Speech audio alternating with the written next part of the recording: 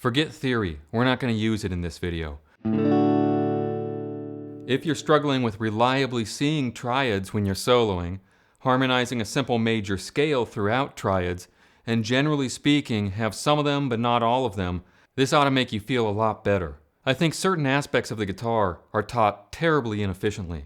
The late great Joe DiOrio, a legend of jazz guitar, said that when I was 13 years old. So in this short video, we're going to fix that. What is a triad taken to the extreme? It's a basic beginning guitar method Mel-Bay chord. Any open chord will do. If all of us had learned our triads by just going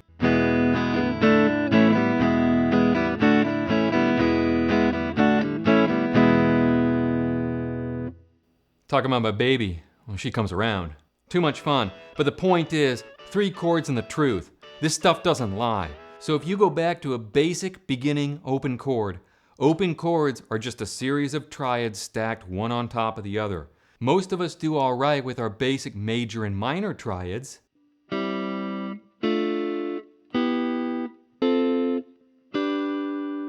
We think we have a pretty solid handle on it. But when it comes to running through an entire scale in chords, we tend to wind up with a sticking point when we get to the last note that requires harmonization. The notes, for example, of a C major scale on the 2nd string only would be starting here at the 1st fret, then moving up again, and then we get almost to the end, and then finish. So to harmonize all of that with triads, you look to a Mel-Bay beginning C chord. Well, the top part of that chord is your first triad. At that point, we move up the scale, harmonizing the 2nd with a minor.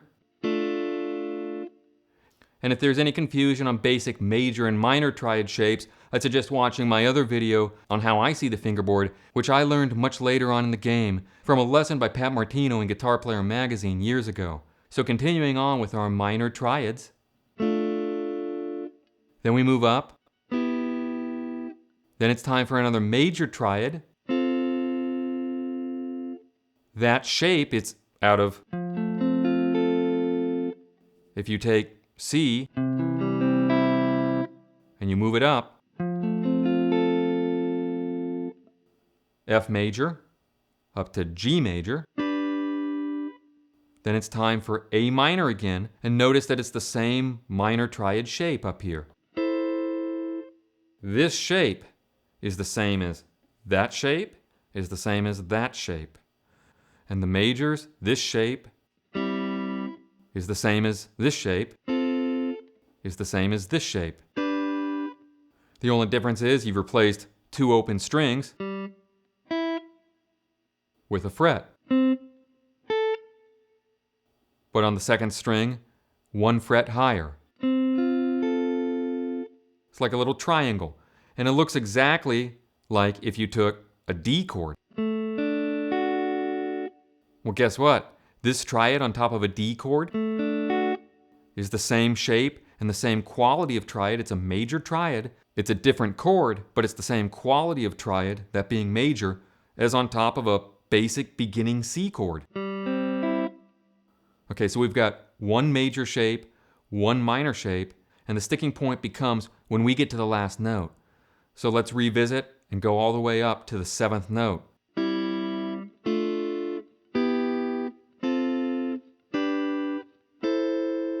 Uh-oh, it's time for this. Let's take a chance. I hope minor works. Ow. As Bob Wiley says to Dr. Marvin in the film What About Bob? Ow. Ow. Dr. Marvin, you can help me. Yes, I can help you. The last note of the major scale is diminished. So at that point, 3/4 of the people leave the room. And if you don't leave the room, you're in a formal program of study. And if you do leave the room, maybe you left the room because you don't like jazz even, you don't care about classical music, and you want to rock for those about to salute you. Problem is, 15 years go by and you feel stuck in boxes because you never finished learning the fingerboard. When you get to the last note, Instead of me telling you all the theory and that a diminished triad is a form of a minor triad, but it's got a flat 5 in it and you got to reform the fingers, when you get to the last note of the scale, I don't want you thinking about diminished at all anymore. This was simple because it was out of a beginning guitar book C chord. This is pretty simple once you've learned D minor, open. On your other sets of strings, your minor triad on strings 4, 3, and 2, well, that's pretty simple once you've learned House of the Rising Sun. The major triad on strings 2, 3, 4 is pretty simple if you've learned Feel a Whole Lot Better When You're Gone by the Byrds. It's also the Beatles' Ticket to Ride.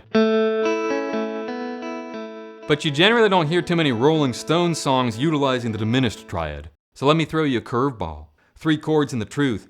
You heard Hank Williams use the diminished triad a ton. As Stevie Ray Vaughan later on said, say what? The diminished triad is this simple. After you've learned your basic open E chord, maybe you learned E7. It's only 2 fingers, it must be easier. You learned your D chord. Oh, D7, it's just the mirror image. See a triangle here, but mirror image triangle there. Okay, you learned your basic A chord. A7 must be easier, it's only 2 fingers. You learned your G chord. Then you learned G7.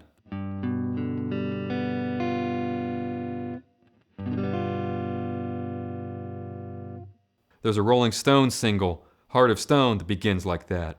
Keith Richards then could have composed classic rock riffs utilizing diminished triads if he would have paid a little more attention to this final point. And of course, all kinds of country music, your Cheatin' Heart, Hank Williams. The diminished triad is any 7th chord without a root.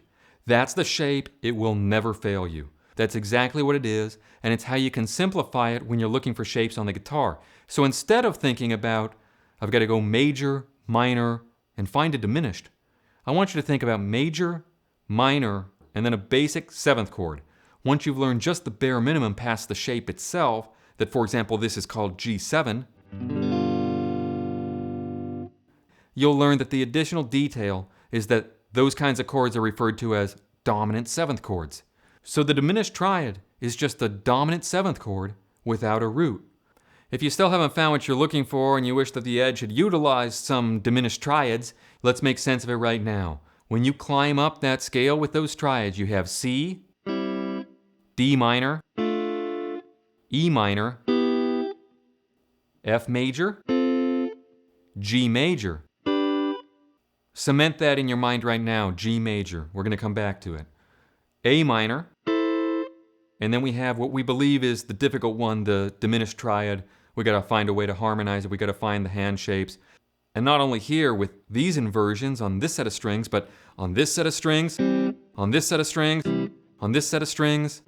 Uh-oh, what if my guitar teacher is grading me and I have to do it starting on a different form of the C chord, like here? Uh-oh, all my shapes change. Now this is major. Now this is minor. Well, it's that. It's the top part of an A minor chord. It's not what I had before here. Those are 2 different shapes for a minor triad. Or that. We can get by with the open chords, but we're throwing now the diminished triad into the mix, and we never want to be lost with the diminished triad again. We want to be able to see chord tones up and down the fingerboard because that's what this leads to. Once you can see triads, you can start to solo a ton better.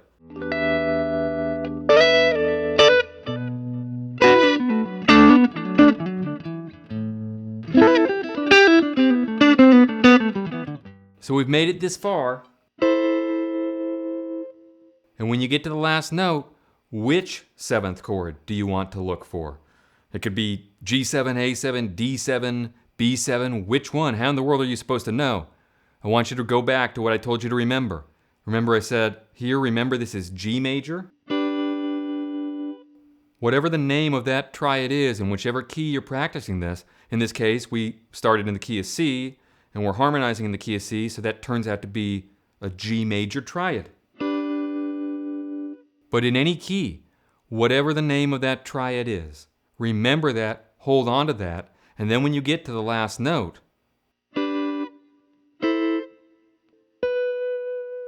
that's the one. We're going to harmonize. I want you to use G7. So it's the name of this 7 without the root. Well, where would I find a G7 triad here without a root? That sounds impossible. Do you remember A7 from Mel Bay Volume 1?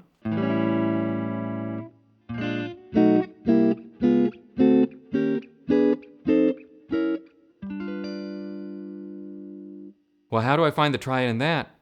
Simplify. The root is down here.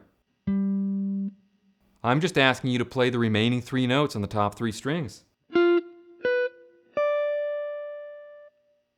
That's the triad to use. It's a rootless G7. And then home. Now you harmonize the entire thing.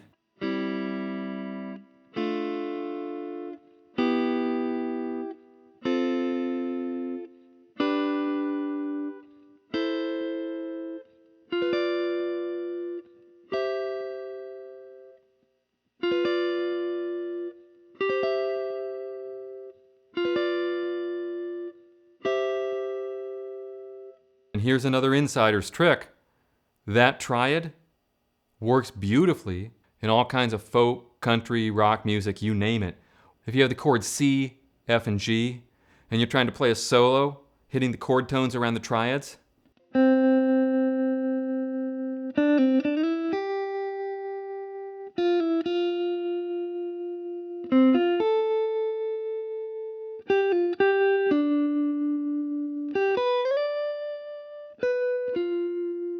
right there.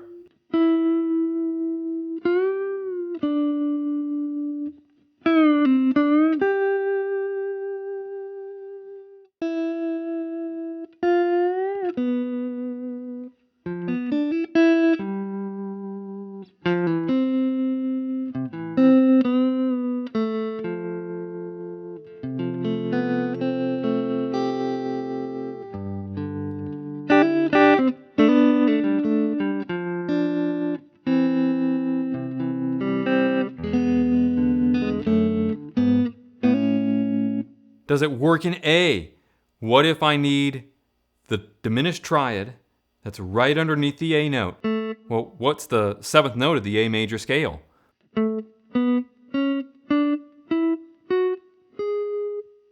Looks a lot like G sharp to me. So I need a G sharp diminished triad. Well, I can try to form that, or I can just use this trick. What's the 5th note? Well, that looks and sounds a whole lot like an E note. Let's double check. Does it match an E string? Yes, it does. Well, I have a Mel Bay beginning guitar method E7 here.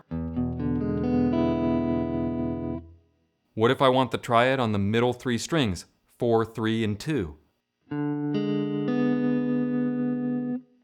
Could it be that simple?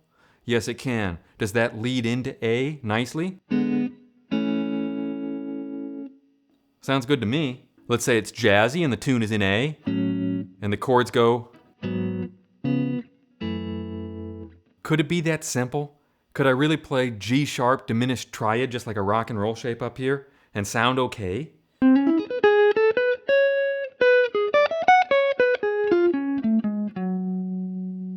That's not a jazz phrase per se, but I see chord tones, and it's why, like, when I was going to college and kids thought that I was unusual because I could actually play notes that were not abhorrently wrong over standards, I learned early on how to not offend the ear. Even if it's not stylistically absolutely authentic, I can get through on all kinds of tunes because early on I learned a lot about chord tones, and then I continued to learn more about them the further I went along.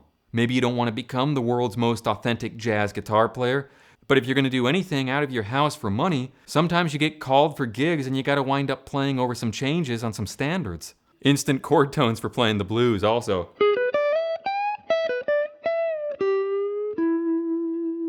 That'll get you out of your minor pentatonic boxes.